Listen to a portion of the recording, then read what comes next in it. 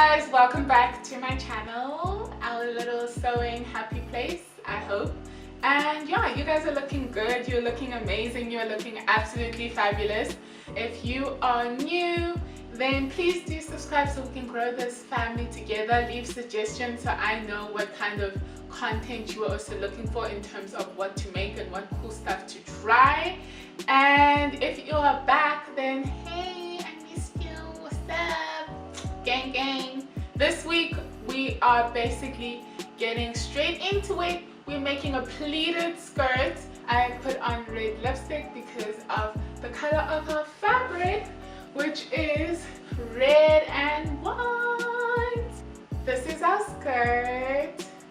She's cute and whatever.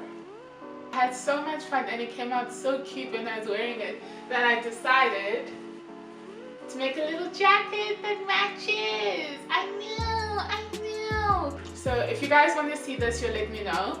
But in terms of our video today, we are making this pleated skirt. Like, I thought this type of tablecloth printy gingham, I hope I'm still saying that right, was gonna kind of look like a no-no, but I'm kind of liking it. Why am I liking it? It's giving me proper Clueless vibes in a way. I hope you guys enjoy this video and I shall see you at the end when we're looking all cute in our outfit. Alright guys, so I looked for the easiest way and I found Bambiixfashion. She's amazing. I'll link her channel down below. And basically you follow these 4 measurements. Make sure you have them and put them to the side. Then you're going to start with the length that you want for your skirt. I made mine about 18 inches because I'm quite tall. And you're going to add the D measurement that you've worked out. Then when you are busy making notches, so this is where you're basically going to fold your fabric. That is the measurement of A that you are going to use. We are going to add an extra 3 to 4 inches on the sides because we want our skirt to have an A-line effect and not look straight while we are wearing it, so you can also walk easier in it. Make sure that the length stays the same and it is still the length that you've decided on the sides, and then add your seam allowance and you are good to go. Next thing that you are going to need is basically your waist belt, and with your waist belt it's going to be your waistband measurement plus at least 2 inches, and then make sure that the width that you decide on, it's times 2, and add your seam allowance. Okay guys, so now we are going to start. You have cut it out twice because you need 2. One is going to be your front and the other is going to be your back. And then you are going to follow your notches at the top that you are going to make with your fabric marker to be a guide for where you're going to fold. So you are going to pick up 1 notch, skip a notch, and then fold it down to the 3rd notch. Pick up 1 notch, skip a notch, and fold down to the 3rd notch. You have to physically be trying to fold it for you to see what I mean, but you're going to pick up 1, skip 1, and fold down. And then basically you are going to add ease at the bottom. I added ease, so instead of making my pleats exactly going down straight, I pinned the top into place and added them slightly apart, about 1 inch away from each other, to make sure that my skirt has that A-line effect. Now I'm going to iron everything into place.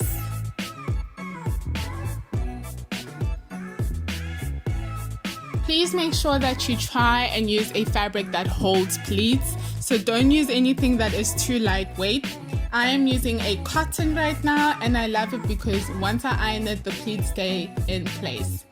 So now you're going to measure from the top about 3 inches or 4 inches, so 10 centimeters to 15 centimeters from the top, and you are basically going to stitch at the edge of each pleat and then back tack at the end. You're going to start from the top, stitch your pleat down, and back tack at the end so your stitch doesn't come out. This is going to make sure that our waist is definitely cinched in, and then the skirt has room to basically become A-line after that, giving it that tennis skirt effect.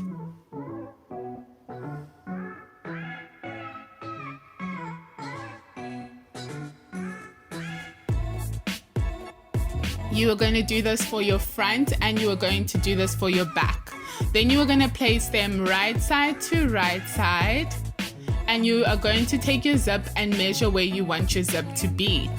So once that's done, you are going to close your seam allowance on the sides, but make sure you don't stitch by the length where you marked your zip. You're going to leave that open and you're going to iron your seam open, ready to place your zip into place.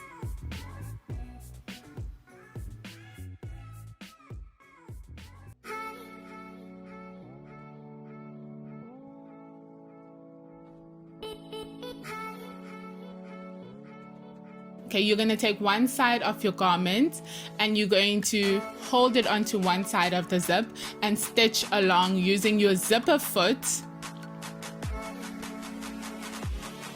I am busy doing a lapped zip. I will link a video for more detail, but a lapped zip means that you won't see the zip color or zip that I am using. It's not exposed. So that means I'm going to take the second half of my seam allowance and place it over using the stitch that I have just made as a marker of how far I'm going to overlap it. So where that stitch is where you stop overlapping, and you're going to pin that into place. Once that's done, you are going to start at the end of your last stitch and continue making a rectangle box. So you are going to make an L shape by going left and then back up the zip where you are going to finish it off into the waist. Now we're going to move on to our waistband. So we've made our waistband twice the length that we want because we are going to fold it. We are folding it, and then I'm folding seam allowance in on one of the sides and stitching it into place. This will help us when we are attaching it by having one side of the waistband not getting in the way while we are sewing. So cut off the excess and then turn over your corners so your corners are perfect, and you are now going to attach it from where your zip starts to the other side of where the other zip is.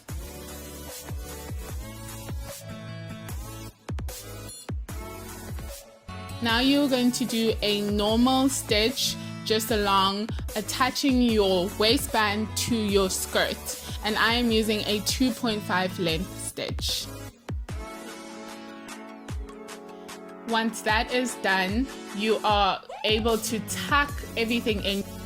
You've already done your corners, so it makes it easier for you to tuck the excess fabric back into the waistband and pin everything into place. Make sure that you go slightly after the line of your seam allowance that you will see, and you are simply going to top stitch from the outside of the fabric a line to join everything into place.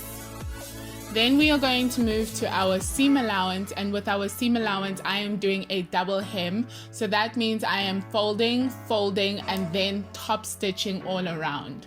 So I made mine 2 centimeters at the bottom of my skirt, leaving me to be able to fold it 1 centimeter in, 1 centimeter in.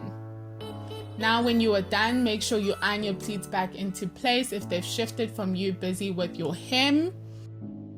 And then make sure you add your button or your hook and eye, whatever you decide on, and you are good to go. Here is the final look.